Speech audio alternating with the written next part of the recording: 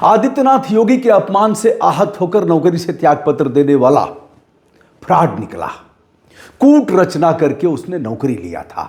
विकलांगता के प्रमाण पत्र के आधार पर उसने इस नौकरी को प्राप्त किया था। वैसे तो उच्च शिक्षा प्राप्त है, पीसीएस रैंक है। यह अयोध्या का deputy GST commissioner Prashant Kumar Singh, निवासी मऊ, और भाई ने ही पोल खोल दिया।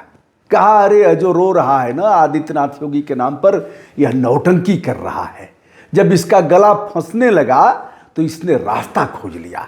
कहा, जिस हुजूर का नमक हमने खाया है उस हुजूर पर अगर ऐसी टिप्पणी की जाएगी तो मैं कैसे उसे बर्दाश्त कर सकता हूं। मैंने सरकार का नमक खाया है। यह नमक हराम इनको कहा जाएगा, यह नमक हलाल। दो शब्द आते हैं, दोनों का विश्लेषण आप अपने ढंग से करिएगा। यदि विकलांगता का फर्जी प्रमाण पत्र बनवा करके इसने नौकरी हासिल किया है तो यह नमक हराम की श्रेणी में आएगा। इसने उस फ्रॉड कृत्य के आधार पर किसी पात्र व्यक्ति की नौकरी को हथिया करके अपने लिया। क्या इसके घर पर, इसके अकूत संपत्ति पर, जिसका जिक्र इसके सगे भाई डॉक्टर विश्वजीत सिंह ने किया है, क्या बाबा का बुलडोजर घनघनाएगा? क्या इसके संपत्ति की रिकवरी होगी?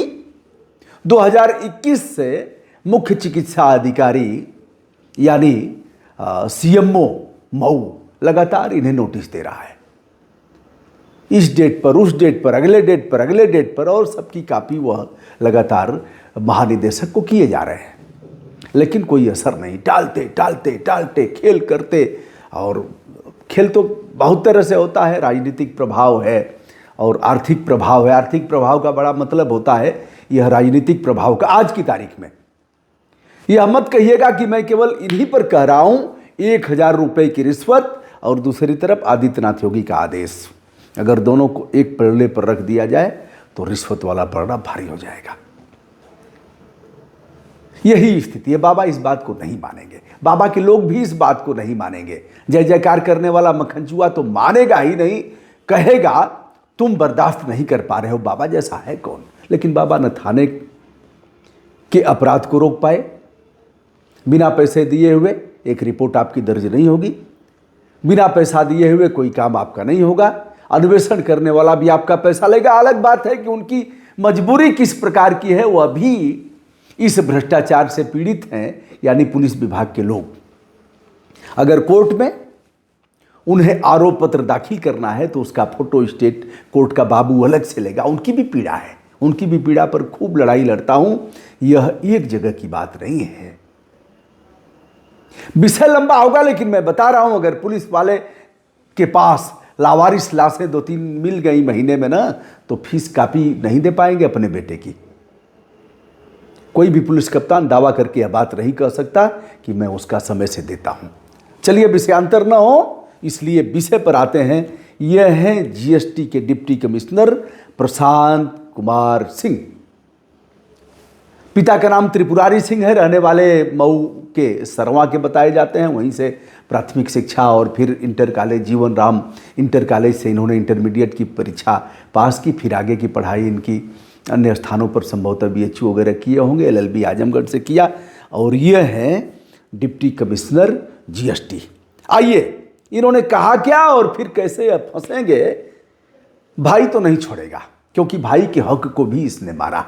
भाई को भाई नहीं समझा, भाई ने पढ़ाया लिखाया, भाई ने इसको इस मुकाम तक पहुंचाया। और यह जो रो रहा था ना, अपने उस को सोच करके रो रहा था कि गला फंस रहा है। जो कह रहा था 3 दिन से मैं परेशान था, नींद नहीं आ रही थी, मामला वही है।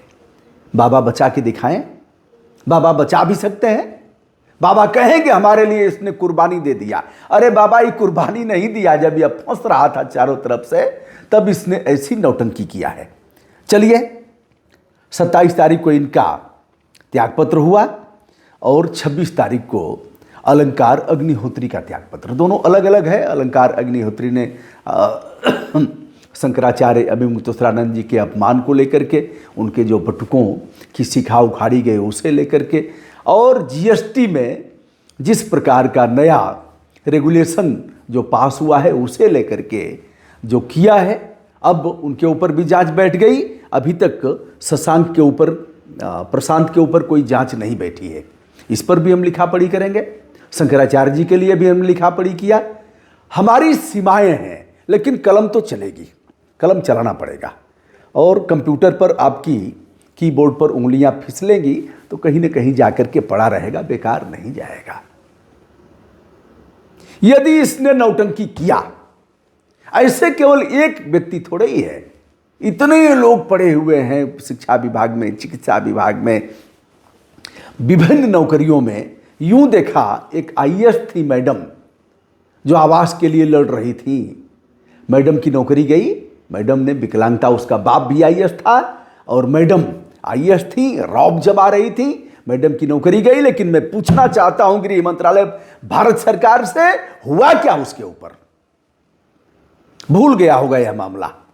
मैडम विकलांगता के आधार पर नौकरी ली थी। जब बार बार मेडिकल परीक्षण कराए जाने की बात आई तो मैडम भाग खड़ी हुई। इसने जो विकलांगता के आधार पर नौकरी लिया है 40%, इसके आंख में विकलांगता दिखाई गई और ऐसी बीमारी दिखाई गई जो पूरे विश्व में 50+ के बाद आती है, यानी 50 साल से नीचे वह बीमारी पूरे विश्व में नहीं आती, 50 के बाद आएगी। दुर्लभतम बीमारी है, लेकिन अभी 45 साल की उम्र है और यह बीमारी 10-15 साल पहले में इनकी अखिया में आ गई थी। अखिया में खोंचा मारे लगल। अरे किसी तुम्हारे आंख की बीमारी किसी और पात्र व्यक्ति का नाश कर दिया, हक तो किसी दूसरे का था। दोस्तों, मैं कहता हूं, यह राणा प्रताप की संतान होता तो ऐसा कुकृत्य नहीं करता, या लड़ करके नौकरी लेता। लेकिन मानसिंह की औलाद अभी भी जिंदा है। किसी को बुरा नहीं लगना चाहिए, मानसिंह से भी प्राय जो पुरुषार्थ का प्रकटीकरण नहीं करता था, जो दुश्मन के खेमे में जाकर के उसकी अधीनता स्वीकार करता था, जिसके भीतर राष्ट्रीय स्वाभिमान नहीं होता था। ऐसे ही मान सिंहों की बात हम कर रहे हैं। तो यदि यह राणा प्रताप का थोड़ा भी अगर होता असर भीतर, तो यह लड़ करके लेता, छोटी नौकरी मिल जाती, लेखपाल का मिल जाता, कानगो हो जाते, सेक्रेटरी हो जाते, कहीं बाबू हो जाते। लेकिन तुम्हें तो था कि राजपत्रित अधिकारी हम होंगे, पीसीएस में जाएंगे, लेकिन आंख में फर्जी मेडिकल प्रमाण पत्र बनवा करके हम जाएंगे। तो बेटा, अगर यह विश्वजीत सिंह जो तुम्हारे सगे भाई हैं, जिसका हक तुमने मारा है, भाई ऐसे थोड़ी करेगा। लेकिन पढ़ा लिखा करके सब कुछ किया और तुम धोखेबाज निकले तो तुम्हारा इलाज भाई तो करेगा ही। दोस्तों, मैं भाई से भी मिलने का प्रयास करूंगा। और आप बताइए, क्या इसने नमक खाया है आदित्यनाथ योगी का सरकार का? इसके पहले वाली सरकार में भी रहा क्या अखिलेश यादव का नमक खाया तुमने? अरे बेटा, मेहनत किए, उसका पैसा लिए। हम किसी का नमक खा रहे हैं? हम वीडियो कर रहे हैं, मेहनत कर रहे हैं, 12 घंटा 13 घंटा हम भी काम करते हैं, 10 घंटा 12 घंटा 14 घंटा। तो हम जो मिलता है, पैसा आता है डॉलर में, वह कन्वर्ट होकर के मिलता है और उसमें बाबा टैक्स लेता है। बाबा और रावण दो ही ना है। अरे एक हमारा बाबा, देश का बाबा, और दूसरा रावण। रावण खून का टैक्स लेता था और हमारा बाबा हर मामले में टैक्स लेगा। हम गाड़ी खरीदेंगे, गाड़ी का टैक्स देंगे, फुल टैक्स भर के लेंगे, फिर रोड पर जाएंगे, रोड का टैक्स देंगे, फिर पेट्रोल और डीजल भरवाएंगे, उसका टैक्स देंगे, अन्य टैक्स देंगे, इंश्योरेंस कराएंगे, लगातार कराना पड़ेगा। तो दो ही टैक्स लेने वाले थे, एक रावण, लंका अधिपति रावण, और एक भारत अधिपति बाबा। तो दोस्तों, क्या होगा इनका? जीएसटी के उप कमिश्नर साहब का, प्रशांत कुमार सिंह का, यह तो समय बताएगा। फिलहाल रोने वाला भीतर से कितना गंदा है। विकलांग प्रमाण पत्र के आधार पर नौकरी हथियाया।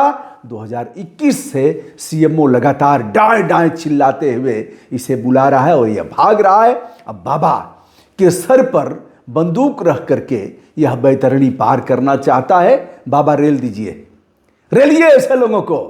और आपके ऊपर जो जातीय कलंक लगता है उसको धो डालिए। आप मुख्यमंत्री हैं, जाति से ऊपर हैं, आपका एक ही धर्म है, न्याय करना। प्रणाम, नमस्ते, शुभकामना, बहुत बहुत धन्यवाद।